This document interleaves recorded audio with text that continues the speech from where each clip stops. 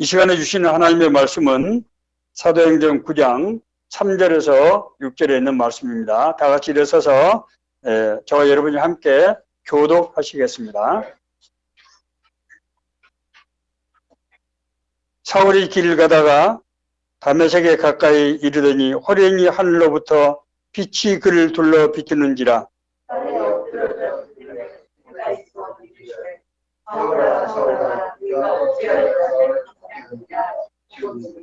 대답하되 주여 누구시니까? 이르시되 나는 내가 박해하는 예수라. 너는 일어나 시내로 들어가라. 내가 행할 것을 내게 이를 자가 있느니라 하시니. 아멘. 네, 착석해 주십시오.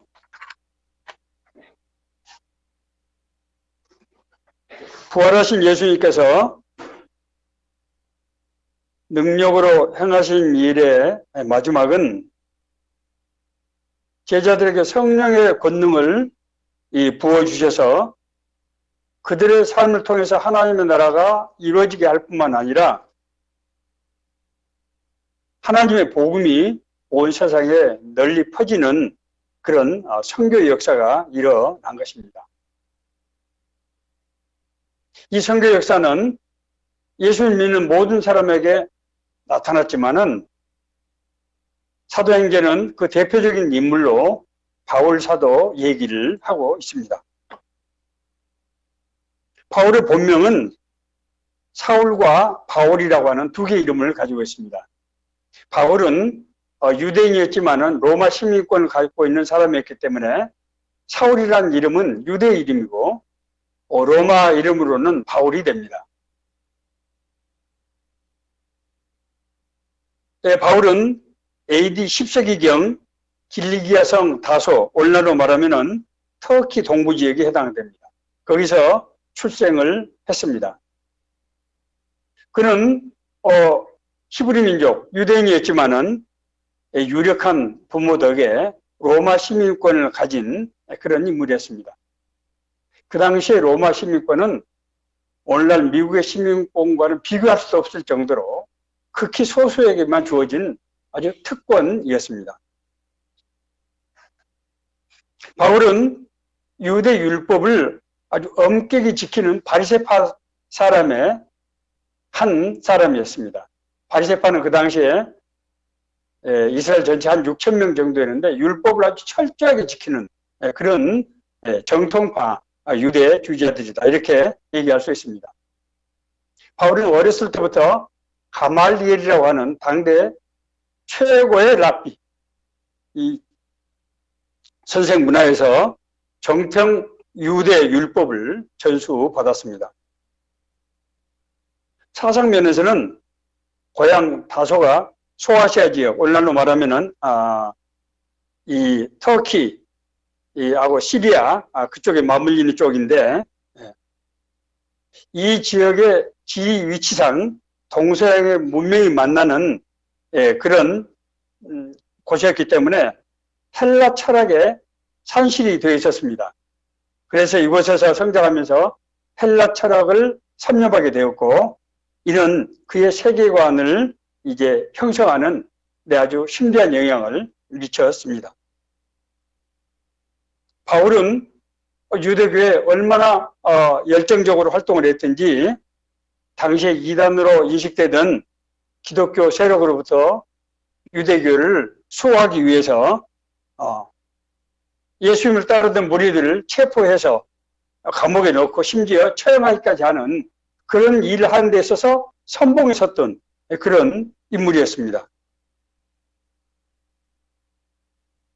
당시에 예수님 부활 후에 제자들에게 성령이 임하면서 기독교들의 신앙 공동체가 형성이 됐고, 그 사람들에게 나타난 여러 가지 이적들, 그리고 그 사람들이 모여서 사는 사랑의 공동체를 보면서 많은 사람들이 하나님의 은혜가 바로 저런 것이구나, 하나님의 나라가 바로 저런 것이구나 하는 것을 깨닫고, 이제 유대교인들 중에 많은 사람들이 기독교로 개종을 하는 그런 역사가 일어나기 시작했습니다. 특히 지금 소아시아 지역에 살던 디아스포라 유대인으로서 근처에 나라에서 살던 사람들 중에 많은 사람들이 기독교로 개종하는 그런 일들이 이제 일어났습니다. 이런 기독교로 개종하는 이런 일들이 유대교를 위태롭게 할 만큼 그런 무서운 기세로 확산되었기 때문에 유대교에서는 기독교에서 본격적인 박해를 시작하게 되었고, 맨 먼저 순교당한 사람이 우리 잘 아는 스데반 집사입니다. 스데반 집사가 순교를 당할 때 그 스데반 집사를 돌로 치던 사람들이 자기들의 겉옷을 벗어서 청년 사울 앞에다 놔두고 가는 것을 볼 때 사울이 그 일을 주도했음을 우리가 짐작할 수 있게 됩니다.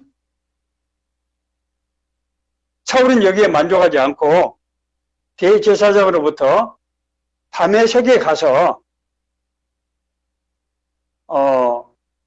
예수를 따르는 무리들을 체포해서 예루살렘으로 포박해서 데리고 오는 그런 인가증, 명령서를 받아가지고 이제 다메섹으로 내려가던 그런 중이었습니다.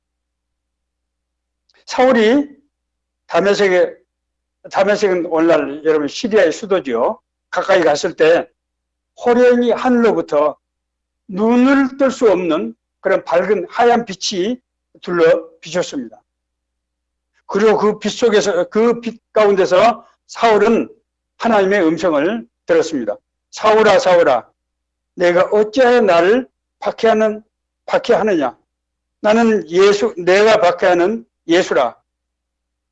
너는 일어나서 시내로 들어가라. 내가 행할 것을 너에게 이를 자가 있느니라. 라는 음성을 듣게 되었습니다.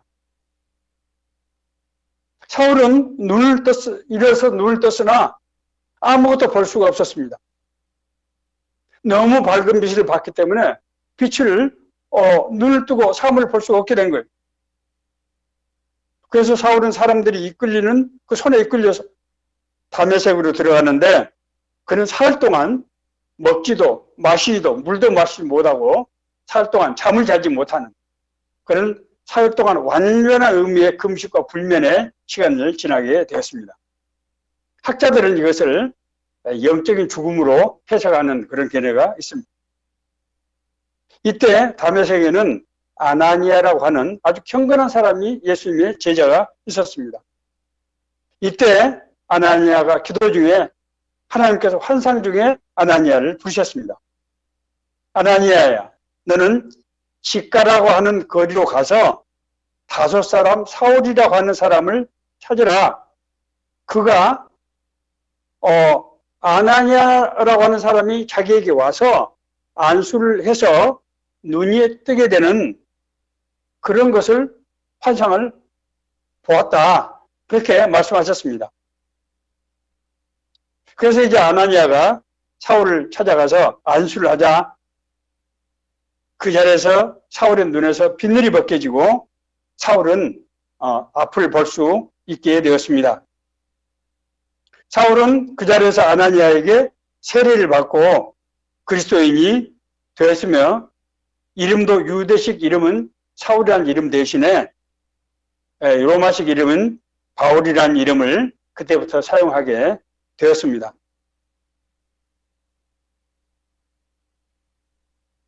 아나니아로부터 눈을 뜨게 된 이제 바울은 다메섹에서 제자들과 며칠 지냈는데, 놀라운 것은 즉시로 회당에 가서 예수가 하나님의 아들이라고 하는 것을 전파했습니다.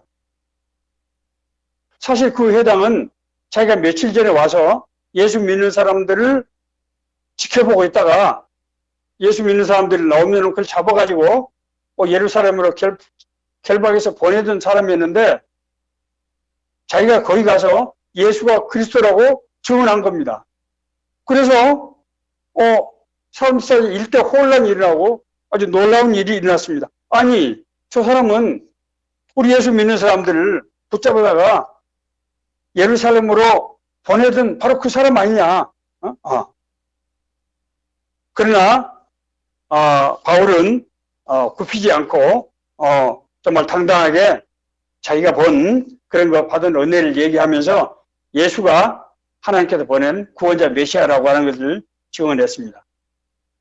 그 후에 바울은 바나바라고 하는 예수님의 제자를 따라서 예루살렘에 가서 사도들을 이제 만나라고 했는데, 사도들이 그동안 사울이 예수님 따른 사람들을 체포하는 그 선봉이 된 사람이라고 하는 것을 알았기 때문에 사울을 만나는 것을 두려워했습니다.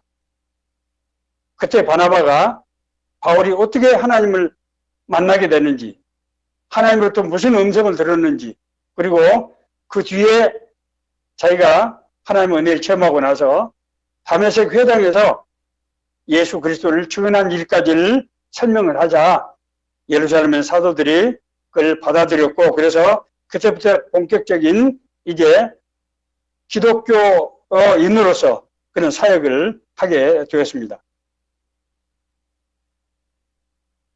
예수님의 제자가 된 바울이 먼저 맨 처음에 간 곳은 자기 고향 다소였습니다. 그 당시에 바울이 예수님을 핍박하던 바울이 예수님의 제자가 되어서 복음을 전파한다는 이 소문이 유대인들 사이에서 알려지면서 바울은 예루살렘에서 더 이상 머물 수가 없게 됐습니다. 제자들이 바울을 몰래 큰 바구니에 담아서 예루살렘 성에서 밑으로 줄 때가 밤중에 내려서 그렇게 해서 이제 다소로 피신을 하게 된 것입니다. 바울은 이후에 이 안디옥 지역에서 복음을 전했으며, 안디옥에서 성령의 인도하심을 받아서 바울과 바나바가 전도 여행을 떠나게 되는데, 세 차례에 걸친 소아시아와 유럽 지역에, 지중해를 건너서 유럽 지역에 복음을 전하게 됩니다. 에베소, 소아시아 지역, 사이프러스, 지중해 섬, 빌립보, 고린도 등 그런 동부 유럽 지역을 주로 가서 복음을 전파하고 교회를 세웠던 것입니다. 3차 전도 후에 선교지에서 모아진 후원금을 가지고, 그 당시에 예루살렘 교회가 핍박을 받았기 때문에 재정적으로 얼마나 어려웠겠습니까? 그래서 예루살렘 교회를 후원할 그런 이제 헌금을 가지고 이제 예루살렘을 올라갈 때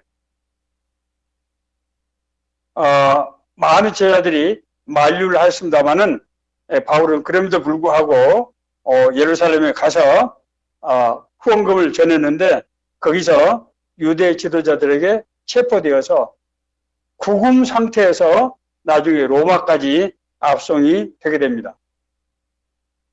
참 놀라운 것은 역설적이게도 바울은 사실 그동안에 3차 전도 여행을 하는 과정에서 로마로 가기를 여러 번 시도를 했지만은 길이 열리지 않아서 가지 못했었는데, 구금이 된 상태에서 가이사랴 황제에게 재판을 받기 위해서 로마로 가게 되는 그런 정말 여정을 거치게 되었고, 그 2년 동안 로마로 가는 과정에서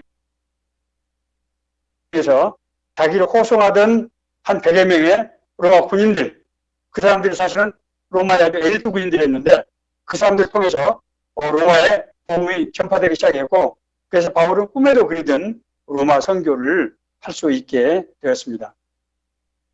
바울은 로마에서 기독교에 대한 박해가 아주 극심하던 네로 황제 때부터 박해를 받았는데, 마지막에 66년도 AD 66년도에서 68년도 사이에 로마에서 순교한 것으로 알려지고 있습니다. 바울이 이런 정말 극적인 반전, 이 우리에게 주시는 이 바울의 이런 극적인 반전은 어떻게 해서 이루어지게 되었는가? 그것이 우리에게 주시는 메시지는 무엇인가 하는 것을 우리가 오늘 이제 알아보고자 합니다. 먼저 바울의 구원은 하나님의 치밀한 계획 가운데서 이루어진 것이라고 하는 것을 우리가 알 수 있습니다. 바울의 성장 배경을 보면 아까 제가 말씀드린 대로 유대인으로서 유대 율법의 아주 정통한 교육을 당대 최고 스승인 가말리엘의 수제자로 공부할 만큼 그렇게 유대 율법에 정통한 사람이었고, 헬라 철학의 본산인 다소 지방에서 성장하면서 헬라 철학과 문화에 아주 높은 지식을 가지고 있었고, 동시에 그런 것들이 바울이 아주 굉장히 개방성이 있는 그런 철학, 사고방식을 갖게 형성하는데 크게 도움이 됐다고 말씀을 드렸습니다. 나중에 바울이 이제 율법을 지킴으로써 구원을 받을 수 있다고 하는 당시에 유대주의자들의 율법관을 깨뜨리고 믿음으로 말미암아 의에 이룬다고 하는 이신칭의의 교리, 이것이 기독교 신학의 아주 핵심 중에 핵심입니다. 이 교리를 정립할 수 있었던 것은 바울이 유대 율법과 헬라 철학의 아주 정통한 탁월한 학자였기 때문에 가능한 일이었습니다. 바울 사도가 직접 친필로 쓴 로마서, 갈라디아서 이런 책들을 보면은 지금 기독교 신학이 2000년 역사를 갖고 있음에도 불구하고 기독교 2000년 신학은 바울 교리의 바울 신학의 주석이다 할 정도로 하나도 덜하거나 더 보태지도 못하는 그런 완벽한 그런 책을 쓴 것입니다. 이런 것이 가능했던 것은 우리가 바울이 자라온 성장 배경과 무관치 않다고 하는 것을 우리가 쉽게 알 수 있습니다.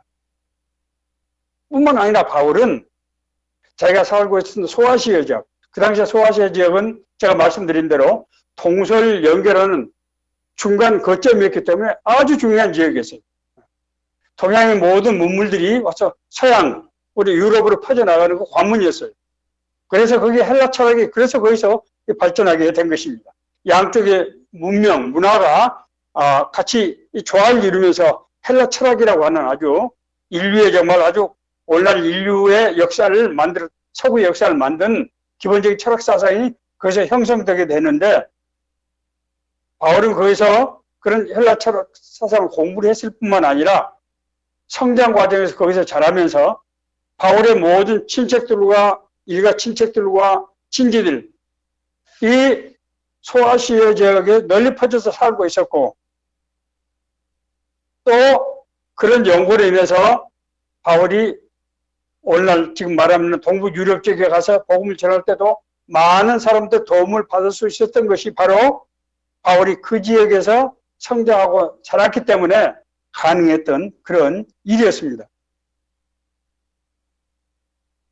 그러므로 하나님께서 바울을 맨 처음에 부르실 때 주께서 이르시되 가라, 이 사람은 내 이름을 이방인과 임금들과 이스라엘 자손들에게 전하기 위하여 택한 나의 그릇이라. 이방인들 선교. 그리고 바울 사도에게 하나님의 영이, 성령이 직접 뭐라고 말씀하시는가 하면 나더러 또 이르시되 떠나가라, 내가 너를 멀리 이방인에게 보내리라 라고 말씀하셨습니다. 당시 예수님의 12제자들은 유대인 외 이방인들에게는 복음을 전할 수가 없었습니다. 왜냐하면 그 당시에 이방인들은 구원의 대상이 아니었어요. 그래서 구원의 대상이 아닌 이방인에게 복음을 전하는 것은 유대 율법에 어긋난다고 그렇게 생각을 하던 시절이었습니다. 바울만이 이방인에게 복음을 전할 수 있는 그런 조건을 가지고 있는 사람이었어요. 하나님이 정말 우리가 정말 도저히 상상할 수 없을 정도로 그런 치밀한 계획과 그런 뜻 가운데서 바울을 들여 쓰셨다 하는 것을 알 수 있습니다. 우리의 구원은 하나님의 계획 안에서 이루어진 것입니다. 로마서 8장 28절, 29절 보면은 하나님께서 미리 아신 자들을, 하나님께서 우리를 미리 알고 있었다는 얘기예요. 또한 그의 아들의 형상을 본받기 위하여 미리 정하셨으니, 그래서 하나님이 마음을 정했다는 얘기예요. 정하셨으니 미리 정하신 그들 또한 부르시고 이제 우리를 하나님 앞으로 불러내신 겁니다. 그리고 사역으로 불러내신 거예요. 부르시고 그들을 의롭다 하시고, 의롭다 하는 것은 하나님께서 너를 죄 없다고 하실 뿐만 아니라 하나님의 나라의 일을 맡을 수 있는 자격을 부여한 것입니다. 제가 1986년도에 당시에 경제개혁원 근무하던 시절이었는데 하나님의 큰 은혜를 받고 87년도부터 직장선교 운동을 일으키다가 90년도 6월에 국무총리실로 전출을 가게 되었습니다. 전혀 내 뜻이 아니었어요. 당시에 경제개혁원에서 하던 공공기관 평가 업무가 국무총리실로 넘어가면서 이 일을 잘할 수 있는, 왜냐하면 처음에 일한 사람이 실무 책임자가 가서 이 국무총리실에 가서 직원들을 교육도 시키고 틀을 만들어야 되기 때문에 사람들을 선별하는데 평가 국실에서 한 사람하고 경제기획국에서 제가 뽑힌 겁니다. 그래서 그냥 가게 된 거예요. 그 당시에 나는 사실 국무총리실 어떤 곳인지도 몰랐지만은 나라에서 그쪽으로 가서 일을 하라고 하니까 그냥 순종하는 뜻으로 그냥 가게 된 거예요. 아무런 정말 연구가 없는 총리실에 오게 됐는데 제가 총리실에 와서 2, 3년 있다가 이제 공무원 선교 운동을 제가 일으키게 되었습니다. 정부 중앙청사, 그 당시에 광화문에 정부 중앙청사가 있었기 때문에, 그리고 서울시 본청과 25개 구청, 그리고 전국 16개 광역단체, 254개 기초단체를 전체를 대상으로 제가 공무원 선교 운동을 일으킨 것입니다. 놀라운 것은 저하고 전혀 안면도 없는 사람들에게 제가 전화를 걸어서 국무총리실에 있는 홍보과장입니다 라고 전화를 하면은 아무도 내 전화를 함부로 받지 않았어요.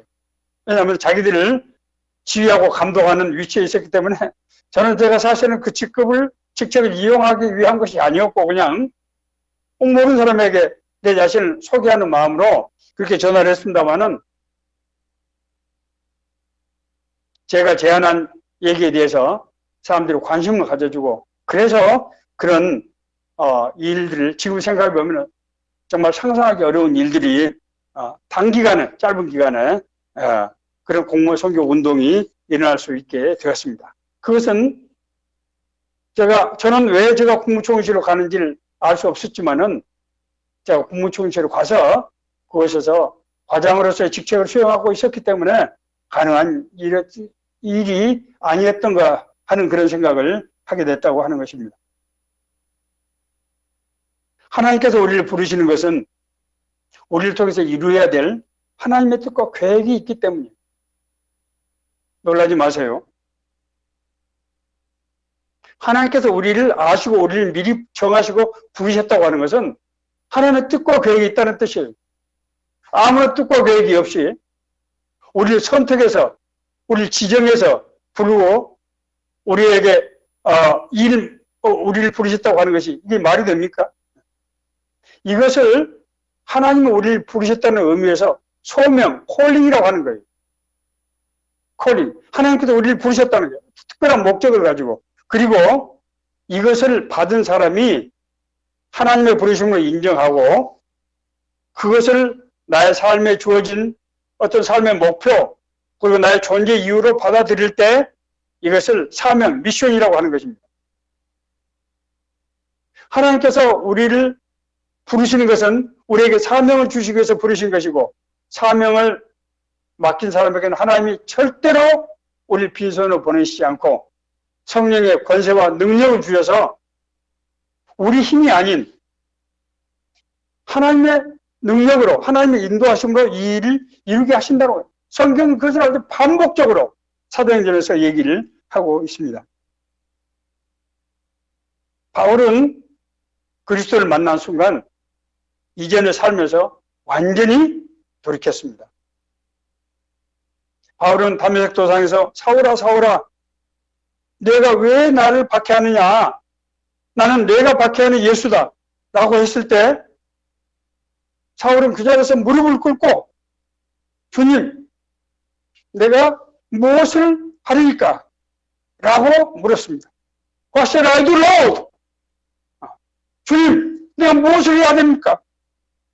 왜 날 부르신 것입니까? 지금까지, 엊그제까지 사울은 유대교의 신봉자로서 예수를 믿는 사람을 체포해서 예수님을 끌고 가던 사람이었어요. 그것 때문에 온 거예요. 그러던 그가 하나님의 음성을 듣고 그 자리에서 180도로 인생이 바뀐 것입니다.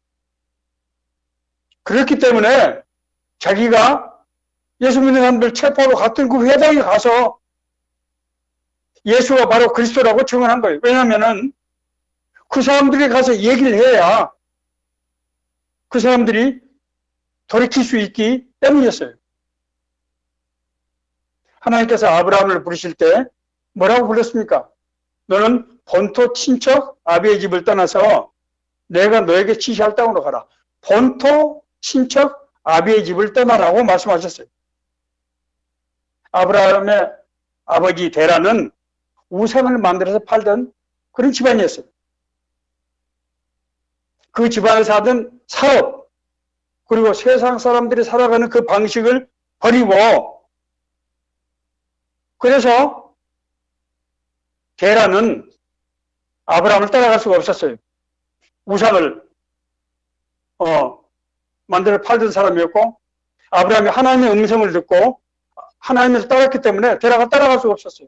고레일 데라를 그래서 아브라함은 장남이었지만 남겨두고 하나님 지시한 땅으로 가게 된 것입니다. 바울은 후일 너는 이 세대를 본받지 말고 오직 마음을 새롭게 함으로 변화를 받아 하나님의 선하시고 기뻐하시고 온전하신 뜻이 무엇인지 분별하도록 하라 라고 얘기를 하고 있습니다.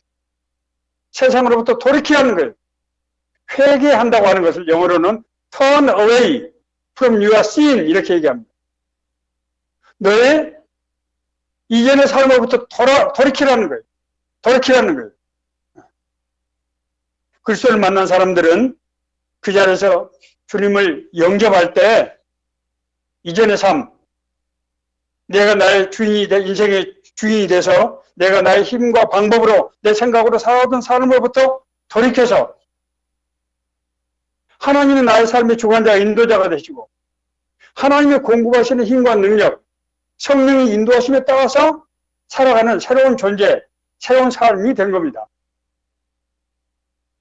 우리 교회 이름을 새로운 삶이라고 하는 것은 새로운 존재가 됐다고 하는 것을 의미하는 거예요. 새로운 존재는 이전의 삶을 반복하지 않는 것입니다. 우리가 생각할 때 아니 어떻게 하나님이 일일이 내 삶을 주관하시고 인도하신다는 말이냐? 이것이 가능한 일이냐? 네가 그냥 그렇게 생각한 것 아니냐? 아니라는 거예요. 하나님께서는 저의 담배를 끊게 하시고 내가 도저히 내 힘으로 끊지 못해서 아주 몇 번 시행착오를 하고 기관지에 문제가 생길 정도였지만은 그 끊지 못한 나에게 어느 날 갑자기 기도를 해서 담배를 끊게 하시고 내 마음속에 켜켜이 쌓인 성장 과정에서 쌓인 그 상처, 아픔을 하나님이 치유하시고 하나님께서 저에게 음성을 들려서 작은 일에 충성하라고 말씀하셨어요. 이것은 인간적인 방법으로 생각할 수도 없고 상상도 할 수 없는 그런 일들이 일어나는 것입니다. 나만이 아니에요. 성경에는 이런 기적과 이런 이 표적 때문에 수없이 많은 사람들이 하나님의 존재를 실질을 알고 그 앞으로 나가게 된 거예요. 그 사람들은 그냥 감정적인 흥분으로 나간 것이 아닙니다. 새로운 삶이라고 하는 것은 우리가 그냥 개과천선한다는 뜻이 아니에요. 우리 존재 자체가 바뀐 겁니다. 수가성의 여인은 5번이나 결혼을 했던 사람이고 6번째 남자와 동거하던 사람이었어요. 아마 성경에 뭐 미인이라고 기록하고 있지는 않지만은 제가 볼 때는 수가성의 여인이 굉장히 미인이었던 거. 그리고 똑똑하고 앰비셔스한 야망을 가진 사람이었을 것입니다. 같이 사는 남자들이 신통치 않고 별 볼 일 없다고 생각했겠지요. 당시에 여성이 5번씩이나 정식 결혼했다고 하는 것은 그냥 대단한 여성이에요. 그 사람이 이제 나이 먹고 그 미모도 다 시들고 동네 사람들로부터 정결하지 못한 여인이라고 손가락을 맞고, 그래서 그 땡빛이 내리쬐는 낮 12시에 우물 가서 물을 길 수밖에 없는 사람들의 눈을 피해서 그런 비참한 삶을 살던 사람이었습니다. 그 사람이 자기를 만나서 자기 모든 과거를 얘기한 예수님을 만나고 나서 물동이를 버려두고 자기가 피해서 왔던 동네로 한 대낮에 들어가서 와서 보라, 내가 메시아를 만났다, 그렇게 소리를 질렀습니다. 예수 그리스도를 만나는 사람들은 이전의 삶으로 돌아갈 수 없습니다. 그것이 불가능하게 된 거예요. 그런 삶을 살 수 없어요. 제가 86년도 7월에 은혜를 받고 나서 그 당시에 경제부 예산실에서 정말 별보기 운동을 새벽에 나와서 밤중에 들어가는 별보기 운동 같은 시절인데, 가끔 부처 사람들이 접대하면 가서 안 갈 수가 없으니까 가서 술집에 가서 술도 좀 마시고 했는데, 은혜를 받고 나서 술, 담배 모든 걸 다 끊었어요. 제가 의지로 끊은 것이 아니라 그런 데를 갈 수가 없었어요. 그 가서 앉아있는 게 자체가 너무 힘이 들고 그런 것이 깨끗이 않게 느껴지고 그렇게 하는 것이 너무나 불편했어요. 제가 건전한 삶을 살기 위해서 안 간 게 아닙니다. 그런 데를 갈 수가 없었어요. 예수를 만나게 되면은 우리가 죄와 사망으로부터 자유롭게 되기 때문에 그 이전의 삶으로 돌아갈 수가 없게 되는 것입니다. 바울은 예수님을 만나고 나서 그 순간부터 하나님의 부르심에 자기 삶을 내어드렸습니다. 이후에 바울 삶은 이전에 그 당시에 바울이 로마 시민권자일 정도로 그런 정말 좋은 집안에서 여유 있는 그런 삶을 살았겠지요. 당대 최고의 스승인 가말리엘의 수제자가 될 정도면은 지적인 능력뿐만 아니라 여러 가지 아마 사회적인 배경도 거기에 상응하는 그런 정도였을 것입니다. 그러던 바울이 이제 아무것도 없는 빈손으로 이제 선교 사역을 시작하게 됩니다. 바울은 자기 자신이 살던 고향인 다소에 가서 복음을 전할 때 자기 일가 친척들이 난리가 난 거죠. 아니 지금 저 사람이 어떻게 된 것이냐. 그래서 자기를 공격하고 자기 아는 사람들부터, 왜냐하면 자기 사람들은 유대인들이니까 유대 사회에서 바울 사도는 요주의 인물로 지목이 되고, 뿐만이 아닙니다. 바울이 유럽 지역, 소아시아 지역 유럽 지역에 가서 복음을 전할 때 당시에 통치자들 입장에서는 예수라고 하는 죽은 신을 믿는 사람들이 자기들이 어떤 사회적인 세상적인 질서를 인정하지 않고 그런 자기들만의 어떤 신의 사상이 사로잡혀서 자기들끼리 모여서 집단 생활하는 것을 볼 때 혹세무민하는 저는 이단 그런 종교다, 이런 인식을 가지고 있었기 때문에 여러 가지로 정치적으로 또 종교적으로 바울 사도는 핍박을 받을 수밖에 없었습니다. 바울 사도가 고린도 교회에 보낸 편지에 자기가 정말 겪었던 그 고난들을 기록한 것을 볼 수 있습니다.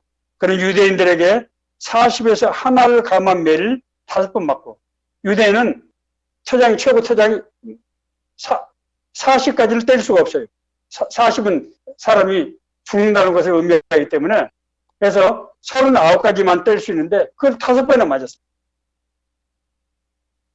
3번은 태장으로 맞고 1번은 돌로 맞아서 죽었다가 깨어나기도 했죠.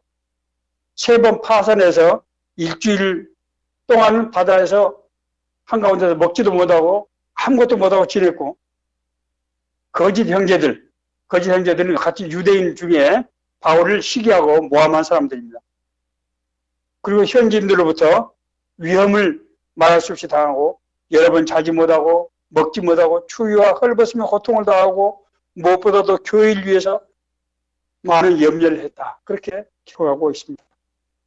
뿐만이 아닙니다. 바울은 나중에 후원금을 가지고 예루살렘에 교회로 갈 때 예배소서에서 자기 제자들과 작별 인사를 했는데 예배소서의 장로들이 바울을 다리를 붙잡고 눈물을 흘리면서 선생님, 우리가 기도하니까 성령께서 선생님이 예루살렘 가면 체포를 해서 어려움을 당한다고 우리에게 여러 차례 말씀하셨습니다. 자기를 좀 눈물로 자기를 막는 제자들에게 바울은 보라, 이제 나는 성령에 매여 예루살렘으로 가는데 거기서 무슨 일을 당할지 알지 못하노라. 오직 성령이 각성에서 내게 증언하여 결박과 환난이 나를 기다린다고 하시나 내가 달려갈 길과 주 예수께 받은 사명 곧 하나님의 은혜의 복음을 증언하는 일을 마치려 하면은 나의 생명조차도 조금 더 귀한 것으로 여기지 아니하노라. 이렇게 고백합니다. 제가 1994년도 BBB 공무 모임을 창설해서 지금까지 이제 27년 동안 그 BBB 세워놓은 모임에서 10개 가까운 모임을 개척을 했고 많은 제자들이 지금 배출되었습니다. 나를 이끈 사람은 최봉호 형제님인데 BBB를 창설한 그런 형제입니다. 최봉호 형제는 정말 아주 탁월한 사람입니다. 제가 머리 좋고 똑똑한 사람들을 많이 봤지만은 최봉호 형처럼 머리가 좋은 사람을 별로 만나본 기억이 없어요. 그는 가정이 너무 어려워서 덕수상고를 우수한 성적으로 졸업해서 산업은행에 입사했습니다. 직장에서 워낙 탁월했기 때문에 하이주께서부터 인적 소문이 나 있었어요. 동료들에게 인기가 좋다 보니까 그들과 어울려서 고스톱하고 음주로 날밤을 새웠다고 자기가 그렇게 간증한 걸 들었어요. 그래도 그가 79년도에 CCC 출신 직장 동료로부터 전도를 받고 예수를 영접했어요. 그리고 나서 그의 삶이 180도로 변했습니다. 그런 CCC를 비롯해서 내비게이터, 조이 선교에 가서 각종 훈련을 다 받고 그리고 선교회를 BBB를 창설했습니다. 그는 직장의 일과 복음을 전하는 일 외에는 아무것도 하지 않았고 자기 부인의 자매님의 말씀에 의하면 자기 남편이 월급의 절반을 선교사역비로 썼다는 거예요. 예수쟁이로 너무나 산업은행 본점에서만 최보 형제 제자들이 40명이 나왔어. 40명.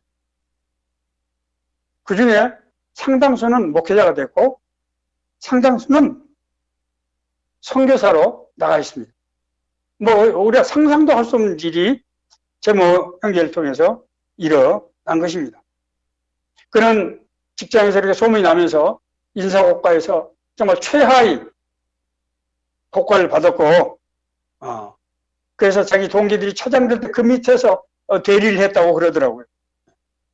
직장에서의 어려움과 무리한 사역에 대한 건강의 악화로 굉장히 아주 고통을 많이 받았는데 IMF 외환 위기 때 천안지점의 부지점장으로 이다 직장을 마칠 수밖에 없었습니다. 그러나 그를 통해서 평신도 사역자라고 하는 개념이 우리 한국교회에 생기게 되었고 전국 100개 지역에 직장 선교와 주부 사역을 위한 그런 굉장히 전문적인 모임이 설립이 돼서 평신도 제자 운동, 평신도 사역 이 운동이 지금까지 계속되고 있습니다. 예수님께서는 자기를 따르는 무리들에게 너희는 세상의 소금이다.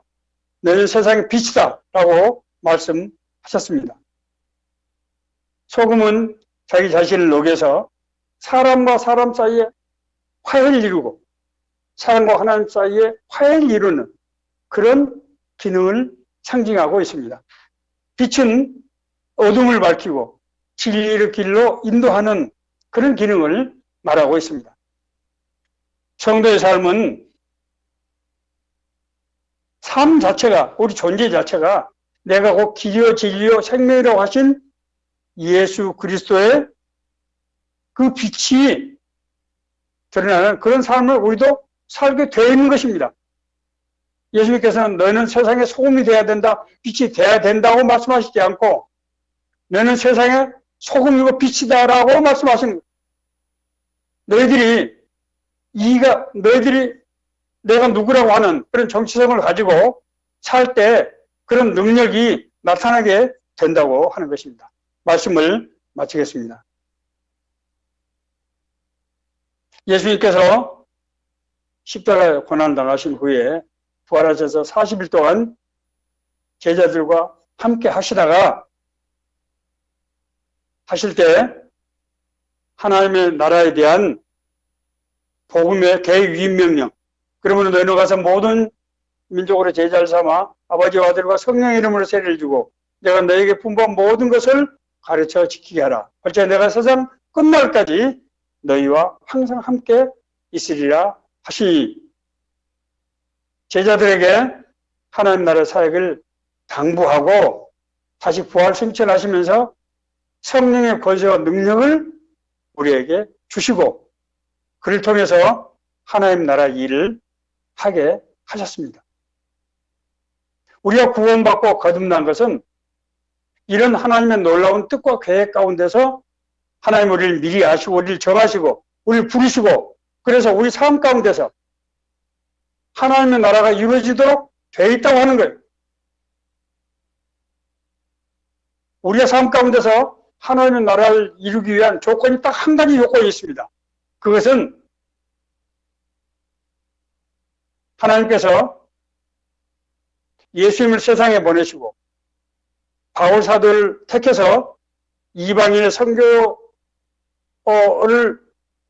감당하게 하는 그 사역을 맡기신 그 똑같은 목적과 동기로 우리를 부르시고 지금까지 우리 삶을 주관하시고 인도해 오셨다고 하는 거예요. 우리가 가만히 앉아서 지한 사람 한번 되돌이켜 생각해 보세요. 하나님께서 우리 주변에 하나님을 알지 못하면 안 되는 사람들이 있기 때문에 하나님께 나와야만 삶의 문제 해결되는 그런 사람들이 있기 때문에 우리를 부르신 거라는 거예요. 사람의 생각과 방법으로 우리 삶을 바꿀 수 없습니다. 세상에서 잘 살고 싶지 않은 사람이 누가 있겠어요? 세상에서 성공하고 싶지 않은 사람이 누가 있겠습니까? 그러나 우리 마음과 뜻으로 되지 않아요. 우리 하나님을 인격적으로 만나고 그 하나님의 인도하심을 받을 때 우리가 성공적인 삶, 하나님의 말씀하신 복된 삶을 살 수 있게 되는 것입니다. 이런 사람들을 우리에게 맡기신 거예요. 따라서 우리의 주변 사람들에 대한 성교적 사명은 바로 우리에게 맡겨진 성교적 사명이라고 합니다. 하나님께서 우리를 부르신 것은 내가 나의 영향권에 있는 사람들, 나의 발길이 닿는 곳에 있는 사람들을 구원하시기 위한 하나님의 뜻과 계획 가운데서 우리를 부르셨다고 하는 거예요.